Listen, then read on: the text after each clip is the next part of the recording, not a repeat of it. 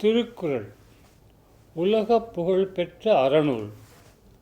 உலக மக்கள் செழிப்பாகவும் அமைதியாகவும் வாழ வழிகாட்டும் ஒப்பற்ற அறநூல். இதனை கருத்தூன்றி வாசிக்க வேண்டும். பொருள் வெளிப்படுமாறு வாசிக்க வேண்டும். உரிய முறையில் வாசிக்க வேண்டும். இங்கு வாசிக்கப்படும் முறைகளை கருத்தூன்றி கேட்டு பின்பற்றுங்கள். திருக்குறளிலே முதல் அதிகாரம் கடவுள் வாழ்த்தாக வருவது.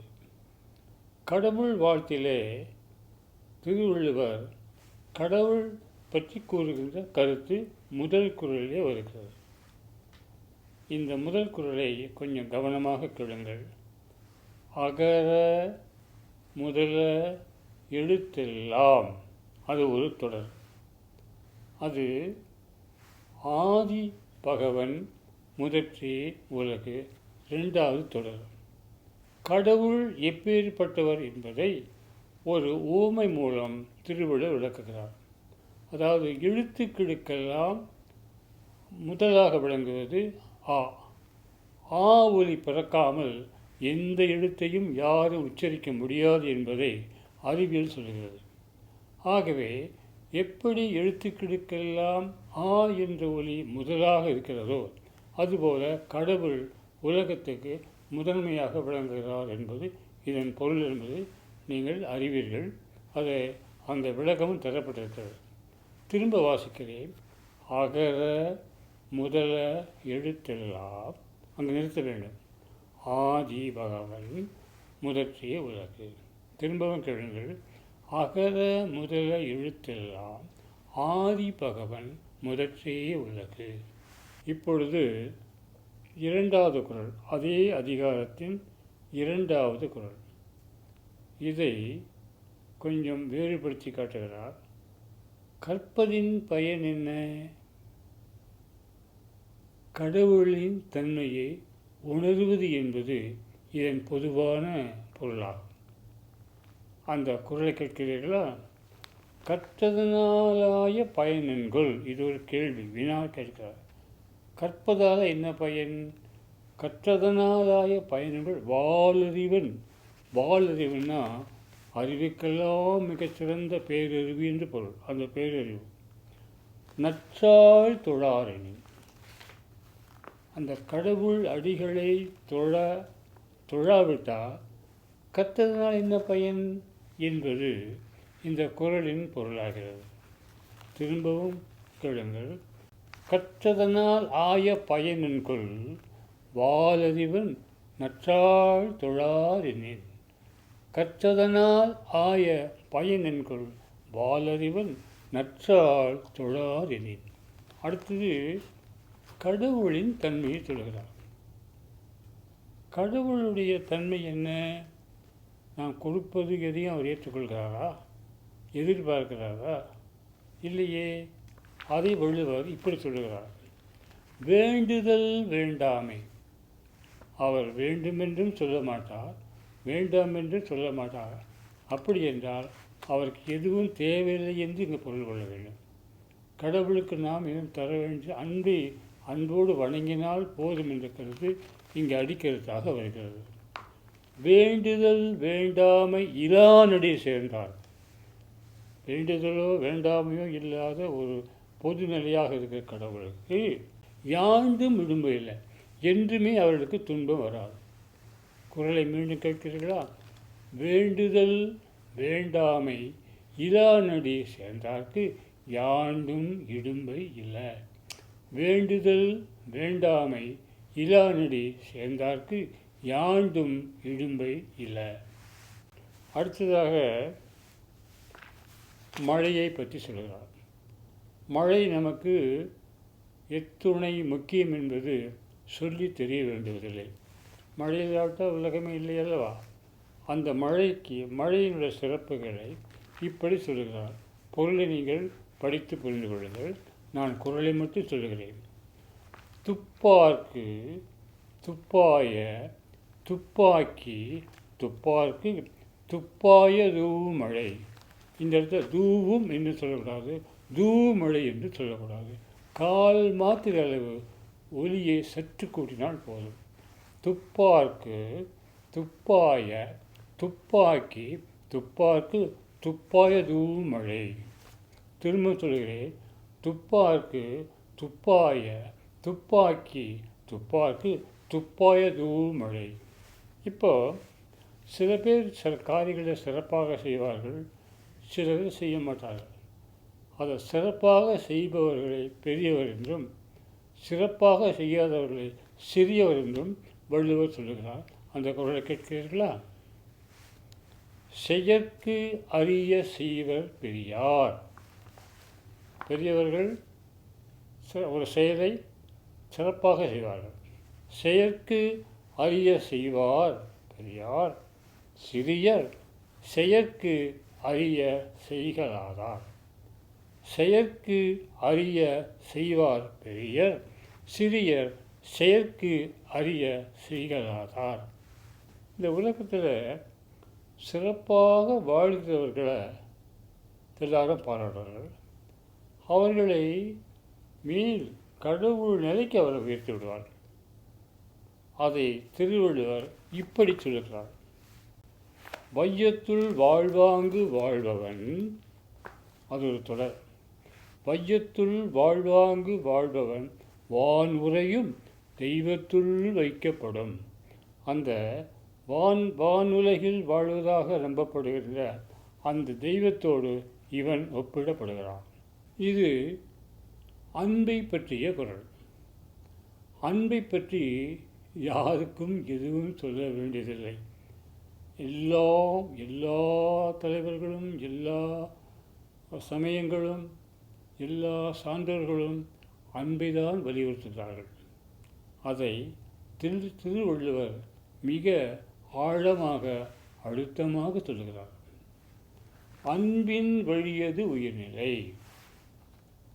அன்பின் வழியது உயிர்நிலை, அது ஒரு தொடர். அன்பின் வழியது உயிர்நிலை, அஃதில்லார்க்கு என்புதோல் போர்த்த உடம்பு. அன்பு வழியில் நடப்பவர்கள்தான் உண்மையாக மனிதர்கள். மற்றவர்களெல்லாம் இந்த எலும்பு மேலே போர்த்தப்பட்ட தோலை கொண்டவர்கள். திரும்பவும் வாசிக்கிறேன். அன்பின் வழியது உயிர்நிலை, அஃது இல்லார்க்கு என்புதோல் போர்த்த உடம்பு.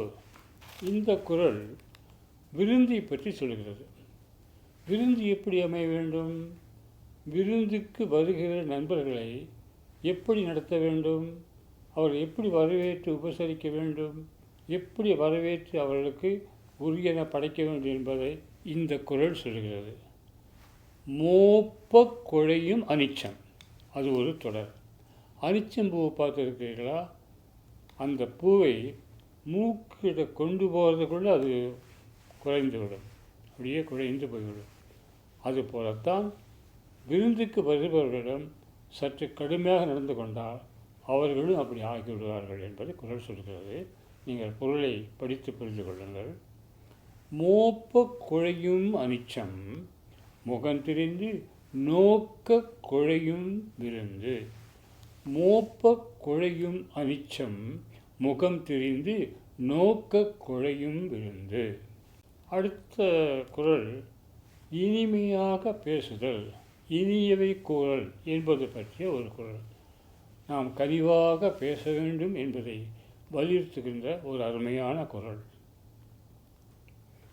இனிய உளவாக இன்னாத குறள், அங்கு ஒரு நிறுத்தம்.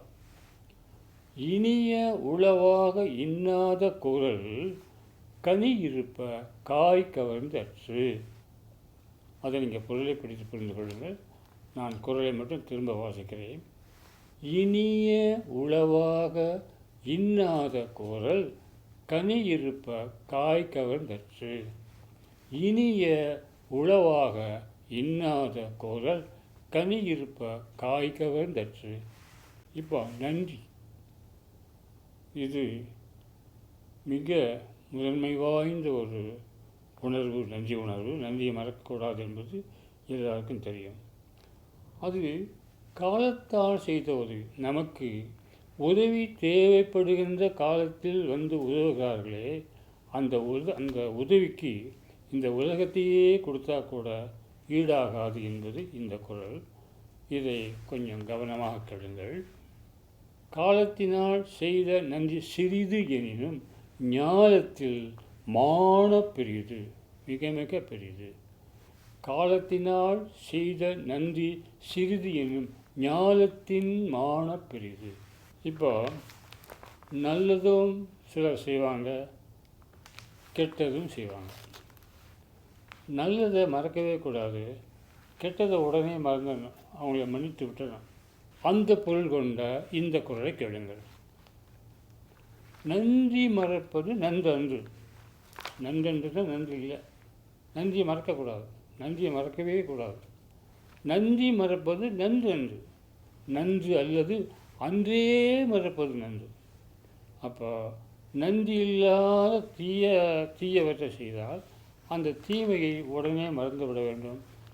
அவர்கள் மேல் பகை கொண்டு எதுவும் செய்துவிடக்கூடாது. இன்னொன்று, நம்முடைய வெற்றிக்கும் தோல்விக்கும் மற்ற எல்லாவற்றுக்கும் நாம் பேசுகின்ற அந்த பேச்சுகள் தான் காரணம். அதை திருவள்ளுவர் நாவடக்கம் என்று குறிப்பிடுகிறார். நாவடக்கம் என்றால் நாவை அடக்கி பேச வேண்டிய முறையில் பேச வேண்டியதை பேச வேண்டும் என்பது பொருளாகிறது. நீங்கள் பொருளை படித்து புரிந்து கொள்ளுங்கள். நான் குறளை வாசிக்கிறேன். யாகாவாராயின் நாகாக்க காவாக்கால் சோகாப்பர் சொல் இழுக்குப்பட்டு. யாகாவாராயின் நாகாக்க காவாக்கால் சோகாப்பர் சொல் இழுக்குப்பட்டு. இந்த தீய சொற்களால் ஒருவரை துன்புறுத்தினா அது மிக கொடியது. அது அப்படியே அவங்க மனத்தை புண்ணாக்கிவிடும். அதை பற்றியும் திருக்குறள் மிக அழகாக எடுத்துரைக்கிறார். இப்படி தீயினால் சுட்டபின் உள்ளாரும், அது ஒரு தொடர். ஆறாதே நாவினால் சுட்டவடு. தீயாளப்படுகின்ற காயம் ஆறிப்போயிடும், அது திரும்ப தொல்லை கொடுக்காது. ஆனால் நாவால் பேச்சால் ஒருவரை புண்படுத்தி விட்டால் அந்த வடு மனத்திலிருந்து என்றுமே மாறாது என்பது கருத்து. நீங்கள் விளக்கத்தையும் படித்து புரிந்து கொள்ளுங்கள். திரும்பவும் அந்த குறளை வாசிக்கிறேன். தீயினால் சுட்டபின் உள் ஆறும் ஆறாதே நாவினால் சுட்டவடு. இந்த நெடிலெல்லாம் பார்க்க வேண்டும். ஆறாதே, அந்த நெடிலோடு அந்த சொன்னார், அந்த 2 மாத்திரை அளவு அந்த உலை ஈட்டினால்தான் இந்த பொருள் வெளிப்படும். இதனால் அந்த குரில் நெடில் இதையெல்லாம் நீங்கள் பார்த்து வாசித்து பழகி கொள்ளுங்கள். திரும்பவும் சொல்கிறேன். தீயினால் சுட்டபின் உள் ஆறும் ஆறாதே நாவினால் சுட்டவடு. ஒழுக்கம் பற்றி உங்களுக்கு சொல்ல வேண்டியதில்லை. அதில் உங்கள் பள்ளியிலே அதை பற்றி உங்களுக்கு நிறைய சொல்லிக் கொடுத்திருப்பார்கள், நன்னெறி பாடத்திலே கற்றிருப்பீர்கள். இங்கே ஒழுக்கம் பற்றி திருவள்ளுவர் சொல்வதை கொஞ்சம் உன்னிப்பாக கவனிப்போம். ஒழுக்கம் விழுப்பம் தரலால் ஒழுக்கம் உயிரினும் ஓம்பப்படும். ஒழுக்கம் விழுப்பம் தரலால் ஒழுக்கம் உயிரினும் ஓம்பப்படும். உயிரை விட ஒழுக்கத்துக்கு திருவள்ளுவர் மரியாதை தருகிறார் என்பது ஒழுக்கத்தின் சிறப்பை இங்கே மிக மிக நன்றாக எடுத்து காட்டுகிறது.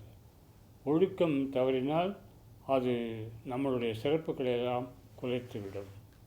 இந்த குறளை திரும்பவும் கேளுங்கள். ஒழுக்கம் விழுப்பம் தரலால் ஒழுக்கம் உயிரினும் ஓம்பப்படும். ஒழுக்கம் விழுப்பம் தரலால் ஒழுக்கம் உயிரினும் ஓம்பப்படும். நன்மை தீமை 2 பார்க்கிறோம். இந்த தீயது என்பது நெருப்பை விட கொடுமையானது என்று மிகவும் கடுமையாக சொல்லுகிறார் திருவள்ளுவர். அதை பற்றிய ஒரு குறளை இப்பொழுது கேளுங்கள். தீயவை தீய பயத்தலால், அங்கு ஒரு தொடர் முடிகிறது. தீயவை தீய பயத்தலால் தீயவை தீயினும் மிஞ்சப்படும். அந்த குறளை அந்த உணர்வோடு படிக்க வேண்டும். தீயினும் அஞ்சப்படும். இந்த குறளை மீண்டும் வாசிக்கிறேன், கேளுங்கள். தீயவை தீய பயத்தலால் தீயவை தீயினும் அஞ்சப்படும். தீயவை தீய பயத்தலால் தீயவை தீயினும் அஞ்சப்படும். ஒரு செயலை செய்ய தொடங்கும் போது அதற்குரிய அந்த செயலை செய்வதற்குரிய தகுதியோடு அந்த செயலை தொடங்க வேண்டும். அப்படி தகுதியோடு தொடங்கினால்தான் வெற்றி கிட்டும், சிறப்பும் ஏற்படும். அதை பற்றி தான் இந்த குறள். கொஞ்சம் கேளுங்கள், அதே போல நீங்களும் வாசித்து பழகுங்கள். தோன்றின் புகழோடு தோன்றுக. ஒரு புகழோடுனா அதற்குரிய தகுதியுடைய என்று பொருள். தோன்றின் புகழோடு தோன்றுக, தோன்றின் புகழோடு தோன்றுக, அக்தில்லார் தோன்றலின் தோன்றாமை நன்று. தோன்றின் புகழோடு தோன்றுக, அக்தில்லார் தோன்றலின் தோன்றாமை நன்று. தோன்றின் புகழோடு தோன்றுக, அக்தில்லார் தோன்றலின் தோன்றாமை நன்று.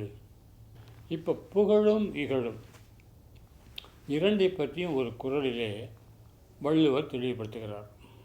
புகழ்பட வாழாதார் தன்னோவார். புகழ்பட வாழாதார் தன்னோவார், அது ஒரு தொடர், அங்கு நிறுத்த வேண்டும். புகழ்பட வாழாதார் தன்னோவார் தம்மை இகழ்வாரை நோவது எவன். தம்மை இகழ்வாரை நோவது எவன். ஒரு ஒழுங்காக செய்ய தெரியாத ஒரு வேலையை போய் தப்பாக செஞ்சுட்டு அதனால் மற்றவர்கள் அதை பற்றி கருத்துரைத்தால் அல்லது அதை பற்றி குறை சொன்னால் ஏன் வருத்தப்படுறீங்க? சரியாக செய்திருந்தால் அந்த மாதிரி ஒரு பழி வராது. அதுதான் இந்த குறள். திரும்ப கேளுங்கள். புகழ்பட வாழாதார் தன்னோவார் தம்மை இகழ்வாரை நோவது எவன். இப்பொழுது வாய்மை என்று சொல்கிறோம். வாய்மை என்றால் பொய் சொல்லாமல் இருப்பது. வாய்மை, உண்மை, இதெல்லாம் ஒன்று தான். இந்த புகழை 3 வகையாக சொல்வார்கள். வாய்மை, மெய்மை, உண்மை. இது இந்த திருக்குறளை நீங்கள் உள் பொருளாக கொள்ள வேண்டும். இந்த 3ம் கலந்தது தான் உண்மை. வாய்மை எனப்படுவது யாது எனின் அங்கு நிறுத்த வேண்டும்.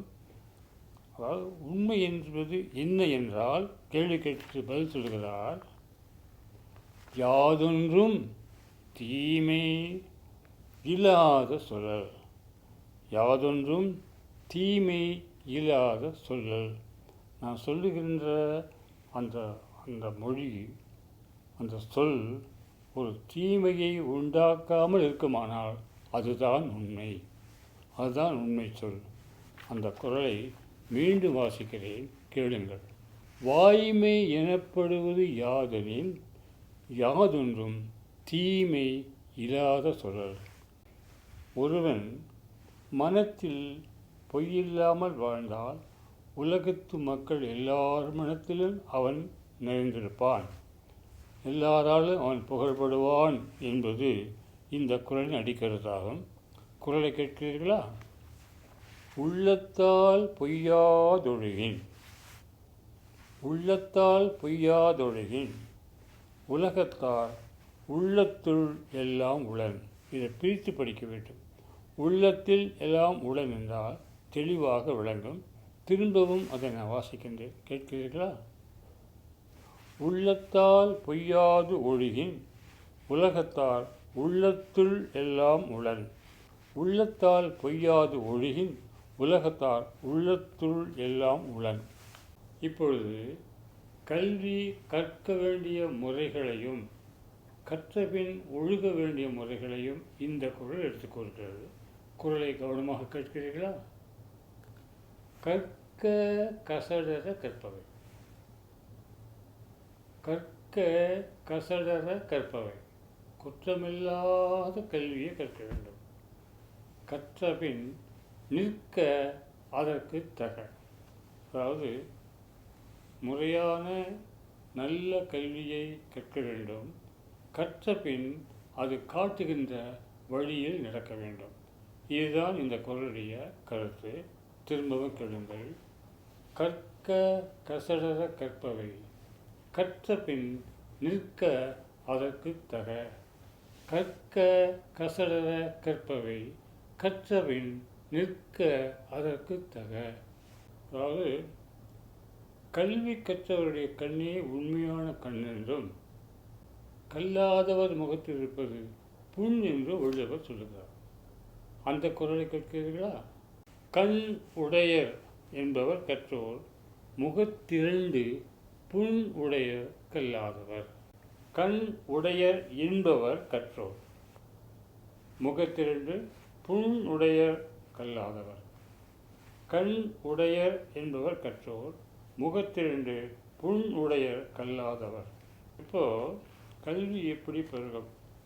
மணற்கேணியில் நீர் பெருகுவது போல கற்றவருடைய அறிவு பெருகும் என்கிறார். அந்த குறளை கேளுங்கள். தொற்றணைத்து ஊறும் மணற்கேணி, அங்கு ஒரு தொடர் முடிகிறது. தொற்றணைத்து ஊறும் மணற்கேணி மாந்தர்க்கு கற்றணைத்து ஊறும் அறிவு. கற்றணைத்து ஊறும் அறிவு என்று பிரித்து படிக்க வேண்டும்.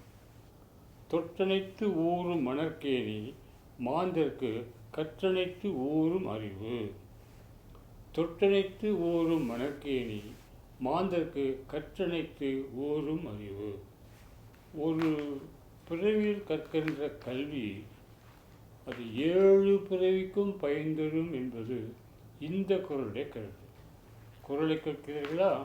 ஒருமைக்குள் தான் கற்ற கல்வி, அங்கே ஒரு தொடர் முடிகிறது. ஒருமைக்குள் தான் கற்ற கல்வி ஒருவருக்கு எழுமையும் ஏமாப்புடைத்து. எழுமையும் ஏமாப்புடைத்து, ஏமாப்பு உடைத்து என்று கூட பிரித்து படித்தால் நல்லது. ஒருமைக்கண் தான் கற்ற கல்வி ஒருவருக்கு எழுமையும் ஏமாப்பு உடைத்து. ஒருவருக்கு கல்வி கேடில்லாத செல்வம் என்கிறார். மற்றவற்றை அவர் அப்படி சொல்லவில்லை. இந்த குறளிலே நீங்கள் அதை புரிந்து கொள்ளலாம். குறளை கேட்கிறீர்களா? கேடில் விழிச்செல்வம் கல்வி, அங்கு ஒரு தொடர் முடிகிறது. கேடில் விழிச்செல்வம் கல்வி ஒருவருக்கு மாடல்ல மற்ற எவை. கேடில் விழிச்செல்வம் கல்வி ஒருவருக்கு மாடல்ல மற்ற எவை. நம் அறிவு இரண்டு வகையாக நம்மில் வளர்கிறது. ஒன்று கற்று நூல்களை கற்று நமக்கு அமைவது. மற்றொன்று நல்லறிஞர்களுடைய பேச்சு, அவர்கள் சொல்லுகின்ற அந்த சொல்லை கேட்டு பெறுகின்ற அறிவு. இந்த 2 வகையான அறிவுகளில் திருவள்ளுவர் மிகச் சிறந்ததாக சொல்வது கேட்டு பெறுகின்ற அறிவு. அதுதான் கேள்வி செல்வம் என்று சொல்வார்கள். அதை பற்றிய குறள் கேளுங்கள். செல்வத்துள் செல்வம் செவி செல்வம், அது ஒரு தொடர். அதாவது செவி செல்வம் செவியால் கேட்டு பெறுகின்ற அறிவு செல்வம். செல்வத்துள் செல்வம் செவி செல்வம், அச்செல்வம் செல்வத்துள் எல்லாம் தலை. எல்லா செல்வத்துக்கும் தலைமையானது. செல்வத்துள் செல்வம் செவி செல்வம், அச்செல்வம் செல்வத்துள் எல்லாம் தலை. செல்வத்துள் செல்வம் செவி செல்வம், அச்செல்வம் செல்வத்துள் எல்லாம் தலை. நிறைய பேச்சை கேட்கின்றோம், யாரோ பேசுகிறார்கள். அந்த பேச்சிலே உண்மையான பொருள் என்னவென்பதை நாம் புரிந்து கொள்ள வேண்டும். இல்லாவிட்டால் அது அத்துணை பயன் தராது. இதுக்கு ஒரு குறள் சொல்கிறார் திருவள்ளுவர். எப்பொருள் யார் யார் வாய் கேட்பினும், அங்கு ஒரு தொடர் முடிகிறது. எப்பொருள் யார் யார் வாய் கேட்பினும் அப்பொருள் மெய்ப்பொருள் காண்பது அறிவு. அதில் உண்மையான பொருள் காண வேண்டும். எப்பொருள் யார் யார் வாய் கேட்பினும் அப்பொருள் மெய்ப்பொருள் காண்பது அறிவு. முயற்சியை பற்றி ஒரு குறள் கேட்கிறீர்களா? முயற்சி திருவினை யாக்கும், அது ஒரு தொடர். அங்கே நிறுத்த வேண்டும். முயற்சி திருவினை யாக்கும், முயற்றின்மை இன்மை புகுத்திவிடும். இது உங்களுக்கு அங்கே பொருள் தரப்பட்டிருக்கிறது, தெரிந்து கொள்ளுங்கள். குறளை மறுபடி கேளுங்கள். முயற்சி திருவினை யாக்கும், முயற்றின்மை இன்மை புகுத்திவிடும். நட்பை பற்றி ஒரு குறள், நட்பின் சிறப்பை பற்றி மிக அழகாக சொல்கிறார், கேட்கிறீர்களா? உடுக்கை இழந்தவன் கை போல ஆங்கே இடுக்கண் களைவதாம் நட்பு. அங்கே பொருள் தரப்பட்டிருக்கிறது, படித்துக் கொள்ளுங்கள். உடுக்கை இழந்தவன் கை போல ஆங்கே இடுக்கண் களைவதாம் நட்பு. ஒரு செயலை செய்கின்ற பொழுது துணிச்சலோடு உறுதிப்படுத்தி செய்ய வேண்டும். தொடங்கிவிட்டு பிறகு அது செய்யாமல் விடக்கூடாது. அந்த கருத்தை ஊற்றிய குறள், கேட்கிறீர்களா? எண்ணி துணிக கருமம், அதோடு நிறுத்தணும். அது வரைக்கும் ஒரு தொடர். எண்ணி துணிக கருமம், துணிந்த பின் எண்ணுவம் என்பது இழுக்கு. இந்த பொருள் அங்கே தந்திருக்கிறது, அந்த தரப்பட்டிருக்கிறது, இங்கே தெரிந்து கொள்ளலாம். எண்ணி துணிக கருமம், துணிந்த பின் எண்ணுவம் என்பது இழுக்கு. அறிவு உடையவர்கள்தான் எல்லாம் உடையவர்கள் என்பதை திருவள்ளுவர் இந்த குறள் மூலம் வலியுறுத்துகிறார். குறளை கேட்கிறீர்களா? அறிவுடையார் எல்லாம் உடையார், அறிவுடையார் எல்லாம் உடையார், அறிவிலார் என்னுடையர் ஏனும் இலர். திரும்பவும் அந்த குறளை சொல்கிறேன், கேளுங்கள். அறிவுடையார் எல்லாம் உடையார், அறிவிலார் என்னுடையர் ஏனும் இலர், என் உடையர் ஏனும் இலர்.